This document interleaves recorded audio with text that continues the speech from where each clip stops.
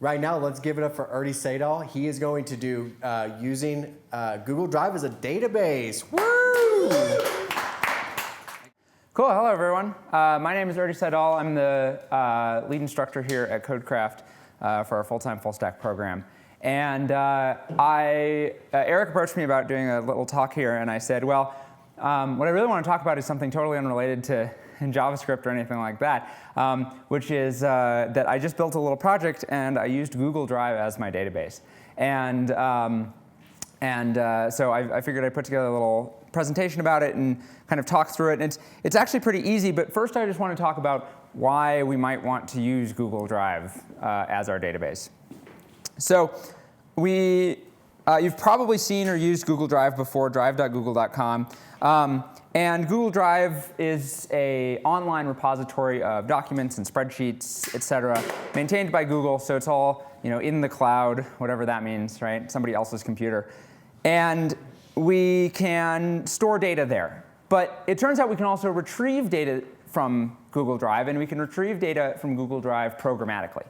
I can use JavaScript, and they also have scripts for Python, PHP, et cetera, on the Google site that we can use to retrieve data and even store data programmatically into a Google spreadsheet. So if you haven't used Google Spreadsheets before, you can go to drive.google.com and just create a new Google Sheet. And it's an Excel spreadsheet. My resolution's really low here, so let's see if I can zoom in a little bit. Cool. So it's essentially an Excel spreadsheet, except that it's hosted in the cloud. And I'll give this a title real quick. We'll just call this Dev Faction Presentation. And as you can see, it's your classic rows and columns editor here.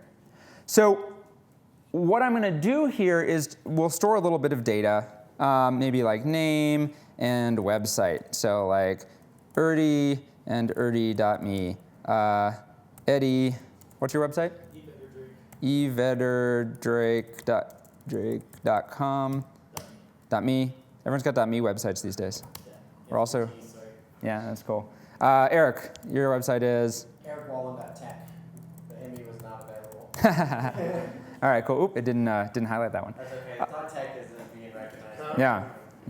So I'll put a little bit of data in here, but notice, and this is very important, I've labeled these columns name and website. And that'll come back in just a moment. But it actually is going to detect the column names in here, just like we would have columns in a SQL database or field names in a NoSQL database like Mongo. So, OK, we've got some data in here. And what I'm going to do is I'm going to hit File and Publish to the web. And I'm just going to publish the entire document to the internet.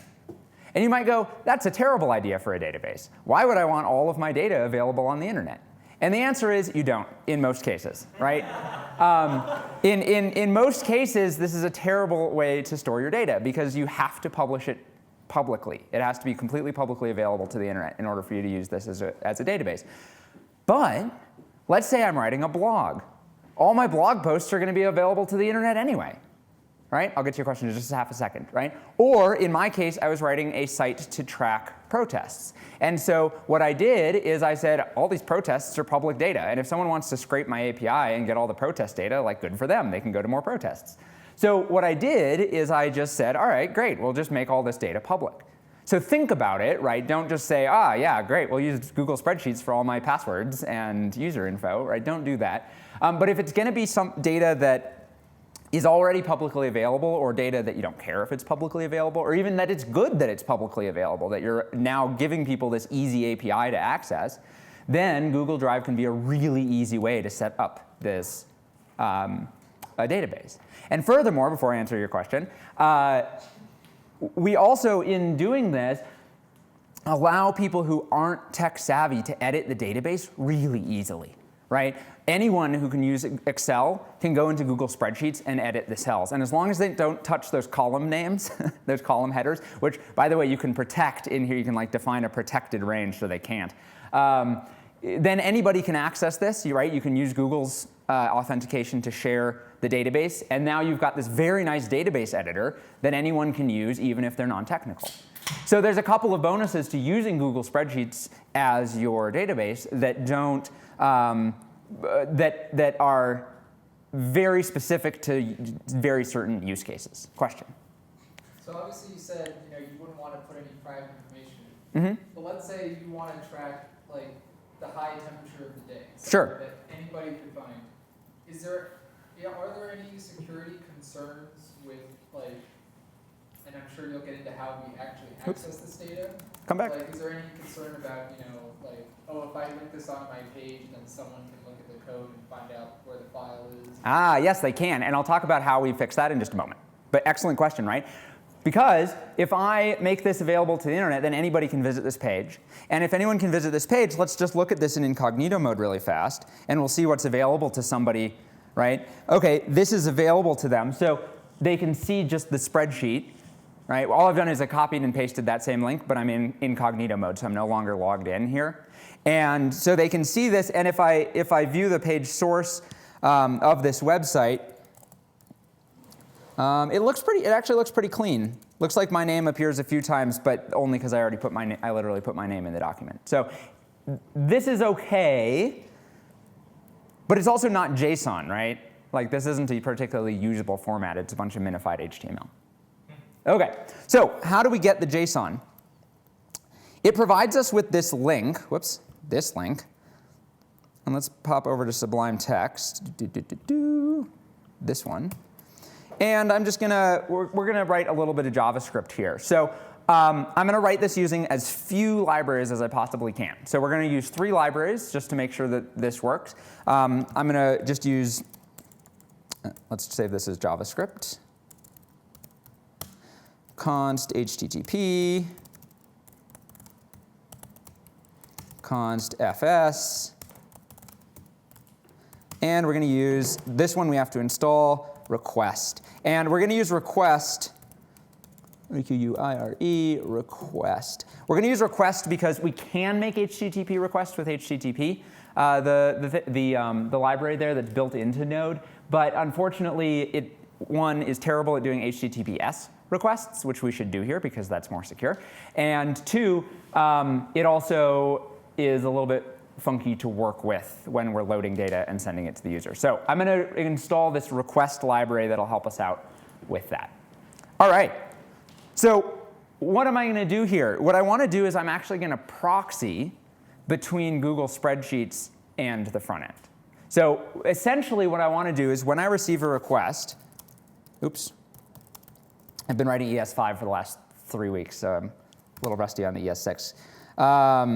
HTTP.create server, and this is going to take in rec and res, right? Super lo-fi server here. Oops, it's yelling at me for all these consts.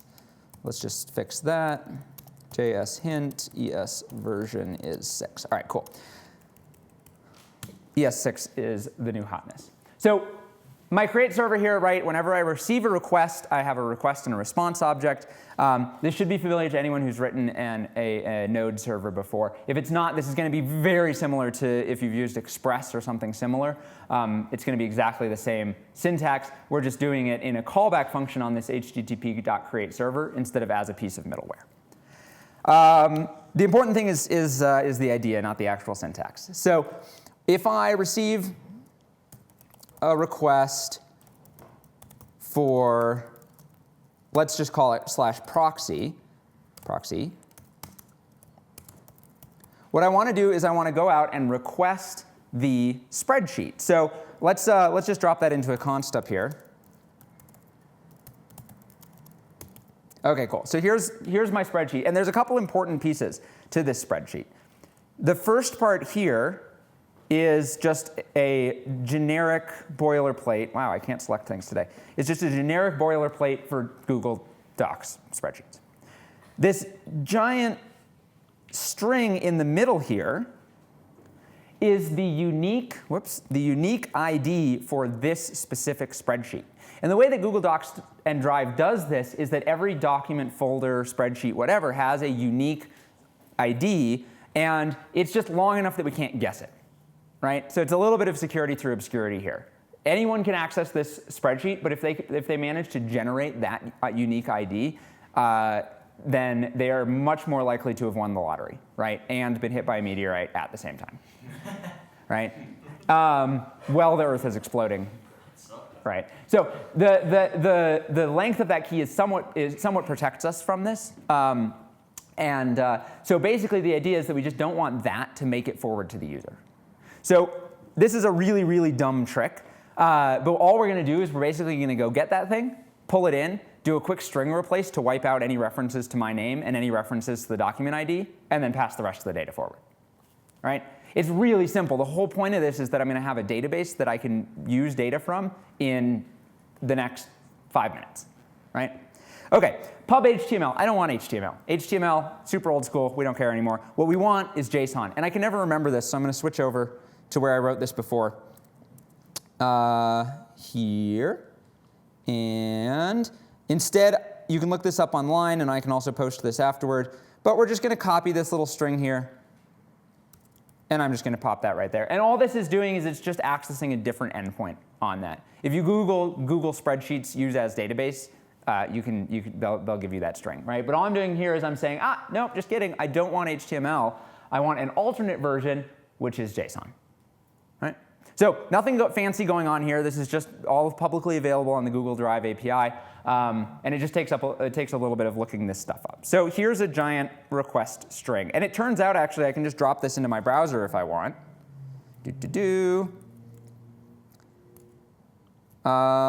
Great. And I can drop this into my browser, and oh, no, it doesn't work.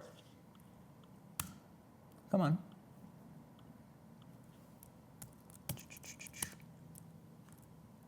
Well, you know what? I bet it'll work programmatically. Let's find out.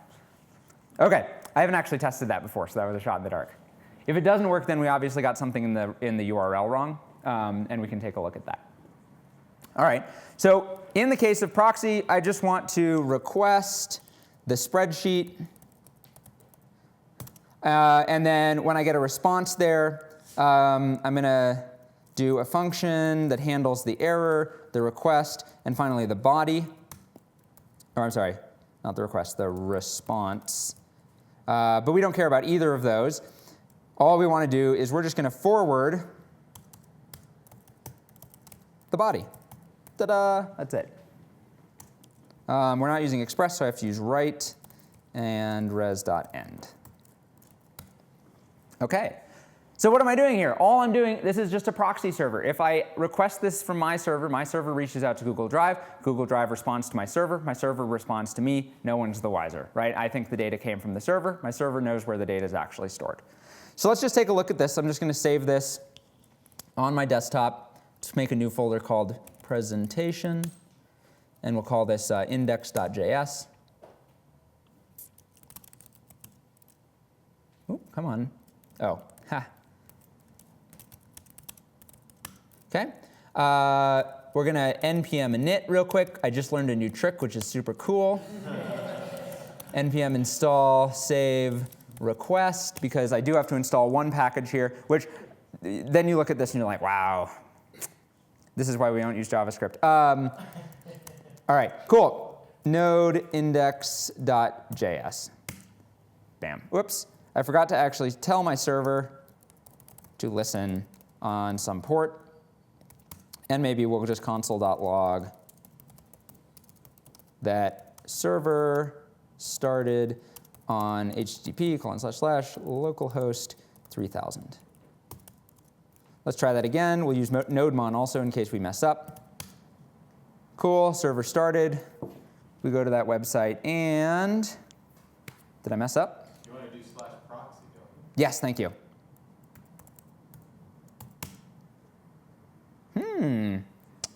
Something funky's going on here. Oh, you know what I forgot to do? I forgot to actually say publish. Oh, it does say publish to the web. Do you have to publish the JSON version? Nope. Published. All right. Well, let's just double check this. I probably just messed up some piece of this code. This is that super embarrassing. I promise it was working in the demo. This is why we don't live program things. It's not public. It's what? It's public. Yeah, well, so here, look. To, A bunch of errors right before I left my house. I was like, no, yeah, right? get it working. You want to try just doing the HTML and making sure that comes across? Yeah, let me just do this. Let me just make sure the old one works. Okay, the old one's working. Ah, right, shoot, I forgot. So here, I have to replace the front of it with /feeds/list. That's right. Again, this is why we don't live code things in JavaScript. All right, cool. So it was google.com spreadsheets/d. I'm replacing that with spreadsheets.google.com/feeds/list/ the key of my spreadsheet, od6 public values alt.json. Again, that's all in the documentation. I just neglected that first part of it. All right, cool. So we're back here, and I'm going to run nodemon index.js /proxy, and bam, we get a giant JSON file. Now, Chrome is nice and formats this JSON nicely for us instead of just being a giant blob of text. But let's go look at the useful things. If we scroll down here, we can see, oops, there's my name, right? So that's part of the question that was asked, right? We got to strip that out eventually. But check this out, right? Here's the data in JSON format from the backend. Now, it's buried. It's in the root of the object /feed/entry/ and then this is an array of objects, and each one of these objects contains this GSX $name and GSX $website, right? Which again is, if we look here, name and website are the two column names that I've given it here. Okay, so now we just have to do a little bit of JSON diving, right, to find those objects in the data that we were looking at. So our proxy's working, and importantly now, let's actually return a page. If we visit here,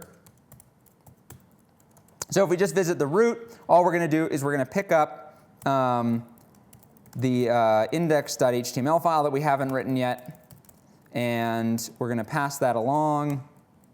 Whoops. Well, I'm mixing ES5 and 6 functions, but whatever. We'll just pass that along, res.write data, res.end. Okay? So we're going to pick up index.html. We're going to send it to the front end. Let's create that index.html real quick. Index.html. I'm in the right folder. And here, what we're going to do is we're going to pull in a script. Maybe let's throw a little jQuery in there.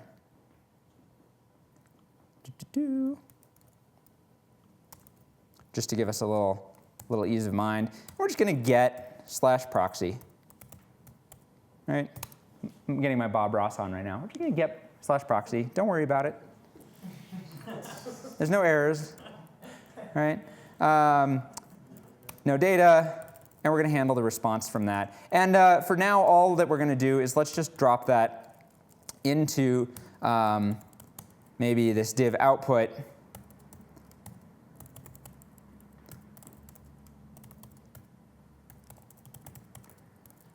We'll just grab the response and we'll just drop it into that output, right? So all we're going to do is we're just going to see it come from the back end. We're going to pass it to the front end. The front end is going to display that for us.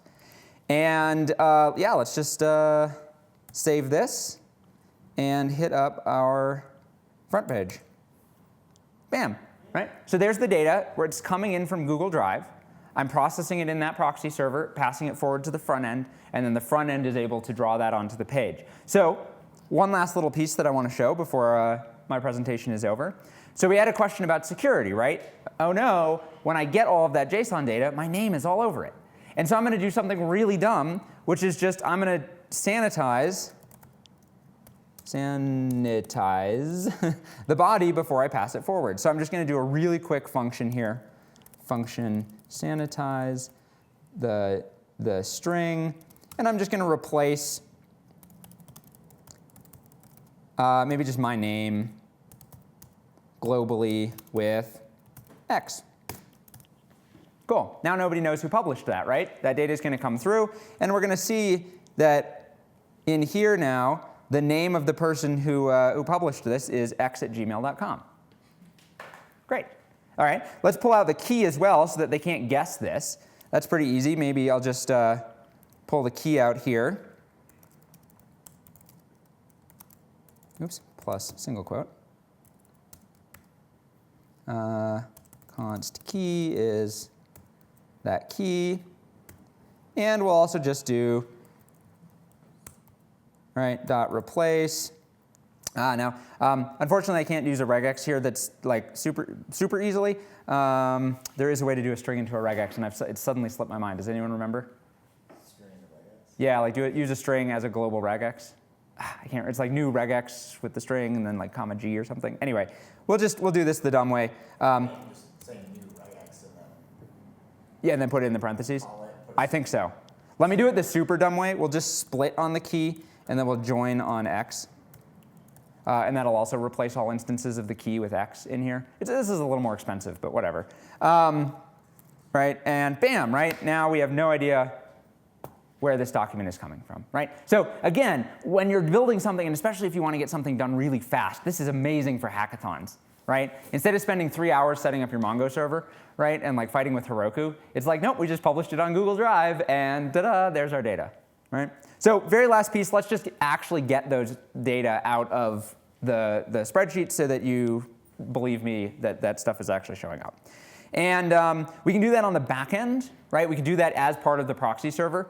But I prefer to keep my server super lightweight and make my users spend their electricity bill. So instead, I'm going to do it on my user's computer. And I mean, why do you think we build all these giant front-end frameworks, right? So all I need to do here is my response here is going to be some JSON. Let's just double check that by telling it that it's JSON. And so I can just get res.feed.event, nope, not events, entries, res.feed.entry.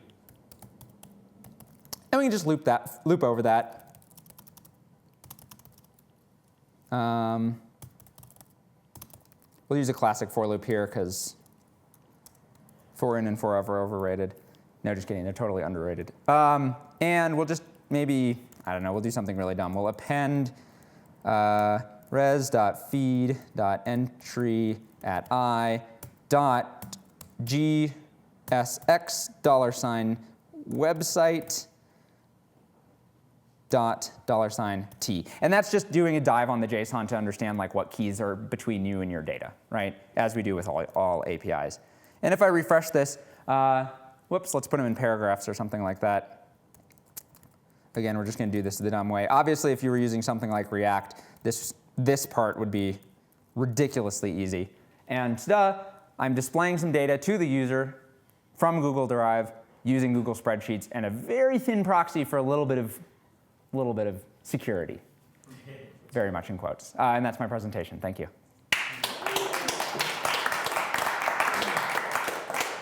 Before I get off the stage, any questions about this stuff? Yes? Could you hypothetically obviously set it up where if like you wanted users to be able to write to the database, they could do it through the proxy? It's much more complicated. The thing is that it's write protected. It's published, right, but it's not writable by everyone. Yeah. So it is possible, and I'll just show you real quick. There's the Google Spreadsheets API. But if you gave them access to that spreadsheet, they could go write it directly in the spreadsheet instead of through the proxy. Right, and so one, you can just share the spreadsheet with them, and then they can edit your database, and that's a lot safer and easier. If you really do, and one thing that we can do with this, Google Sheets API, there it is. It's Sheets v4, I believe, is the version they're on right now. So yeah, if you wanted to, especially for what I call write rarely, every 1,000 users wants to like put their email in or something like that. Don't store emails in this, by the way. Don't do that, right? But like you want to store how many people like clicked the button or something like that. You can easily do that. But what you have to do is you have to have your API do an OAuth authentication with the Google Drive. Basically, you give the proxy server your credentials, which is nice because since we're passing through that proxy, we can do that, right? We don't want to publish our credentials on the front end, obviously. So we do the proxy API has our credentials on it, does an OAuth transaction with Spreadsheets, says here's what I want to write, and then you just control that on your back end, basically. which is pretty nice. Like, and especially, you don't want to be doing that a ton, and there's certainly rate limiting for all of this. I believe there's rate limiting for reading, but at that point you've got better problems to solve. If you're writing very rarely to the server from the front end, again, at that point maybe consider using Mongo or something like that. But you can do it, but watch out for those rate limits and stuff like that. Just keep that up here while you're writing it. Question? So kind of two things. One is, since you're using the Google Sheets, does that also mean that you could use the Google form? Now, Puts the data. yes, you can. Right, so if you really wanted to, you could send your users to a Google form, have them fill out the Google form, that drops it to Google Sheet, and then you display the results on your website. And my second question was, so obviously this example is just the proxy that's running on your machine. Right. How would you, I guess, take the, I guess what I'm asking is, like, let's say, so you have the spreadsheet, and you have the code that takes the JSON and displays it however you want. Right. What would you then do to put that onto a web server? Yeah, we can do it right now if you wanted. Well, because I'm just wondering, with that proxy that's running locally, do like the sanitizing and stuff, how would you do that that's somewhere else as opposed to on your? Well, so yeah, that's a great example. And let's see it go live in just a moment here. So I'm logging into my Heroku account, which is a free Heroku account. And I think Immense Oasis is auto-generated. So I'm just going to delete this app real quick, because you're only allowed 5. Whoops. Delete. And now I have to type the long name.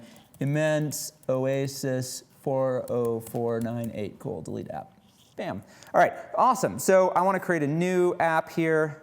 App name, whatever, it doesn't matter. Thawing Citadel. And we can do this. So Heroku login. I think I'm already logged in. Oh, nope. Oh, boy. Bad idea. Let's see if I'm already logged in. I think it's just Heroku create, right? Heroku get remote -a. There we go. Get init. Awesome. Git add dot, git commit -m, initial commit, git push Heroku master. Whoops, I'm accidentally pushing all my node modules, but whatever.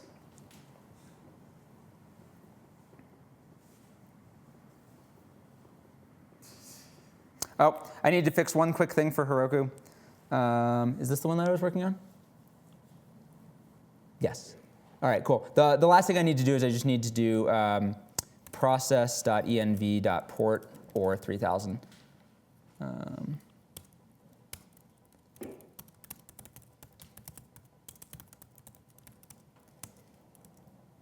Git add dot, git commit -m, whoops, port lol, git push Heroku master. All right. And yeah, it's mad because I pushed all of my node modules. Awesome.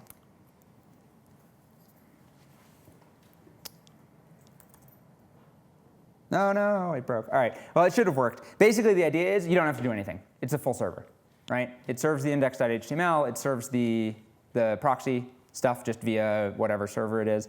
I could figure this. We could figure this out, but I don't think it.